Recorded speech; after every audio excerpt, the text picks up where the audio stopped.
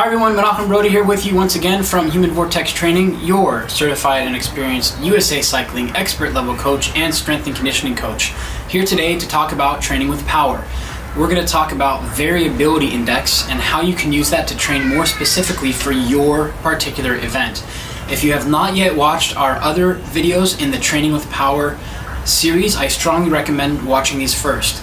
What is TSS, Training Stress Score? What is IF, Intensity Factor? And my all-time favorite, Training Stress Balance, ATL, and CTL. Those are fun. No, it's not Atlanta or the Cathedral of Learning, but you should watch it. Now that we've covered all those, and you have gone and watched those, right? Oh, you haven't? Okay, I'll wait. Go ahead. It's good coffee. All right, you're back. Okay, what we're gonna do is talk about Variability Index. The Variability Index is how much your normalized power is divided by your average power. So it's how much of a difference you have between your normalized power, which is taking out all of the zeros that you have, versus your average power, which is including all those zeros and all those drops. What this does, it gives us a score between 1 or a little around 1 to 1.5, let's say 1.6.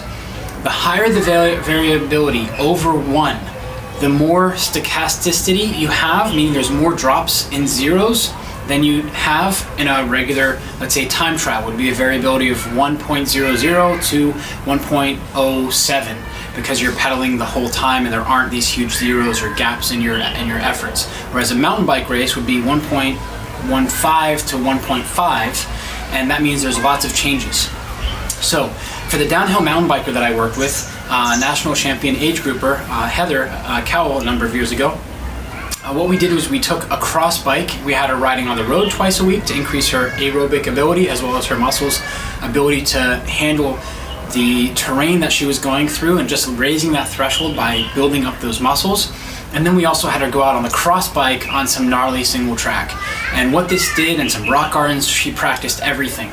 What this did was build up from a road ride, which has very little similarity to the mountain bike event, but it builds up the tissue tolerance and the energy systems so that she's able to have a nice balanced platform on which she can build this up and down. Just like your favorite basketball player or football player, soccer player for those Americans, are going out and doing their trainings. They're not always sprinting. They're doing long, steady runs. They're doing uphill runs. They're doing lots of different things with heavy bags and in the sand.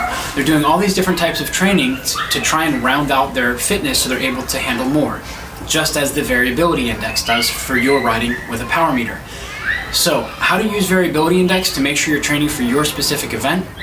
If you look at the table of differences for variability indexes for each of the types of races, this is going to give you a great idea of what your rides need to look like on average, or the majority of your rides on average, in order to make sure that you are best prepared for your event. So if you were a downhill mountain biker like Heather was, and we only did road biking with no cyclocross on the gnarly single track or hardtail, anything like that, she would not have that great of a result because she's not training specific adaptations for her imposed demand for her specific event.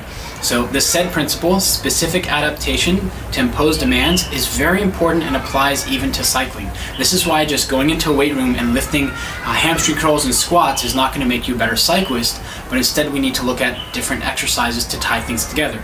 That is a video separate in and of itself. As it applies today, your variability index for your events, if you are going to do a hill climb time trial, your variability index is going to be 1.04 to 1.1.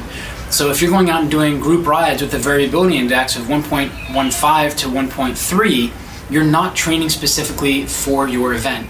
So this is another way to use your power meter to really dial in your event specific strength and abilities. So variability index comes after understanding training stress score, intensity factor, training stress balance. These three are going to be your core foundation for you to be able to go to your variability index and really build a solid base of fitness. So that's it for today. Remember to subscribe below. If you have any comments or you're not sure about your variability index or you're seeing numbers all over, comment below, let me know that, and I'll get back to you. Or if you'd like to do it privately, you can email me at humanvortextraining@gmail.com and check out my website, humanvortextraining.com. Until next time, remember, train smarter, not harder, and it is all about you and specific adaptation and you.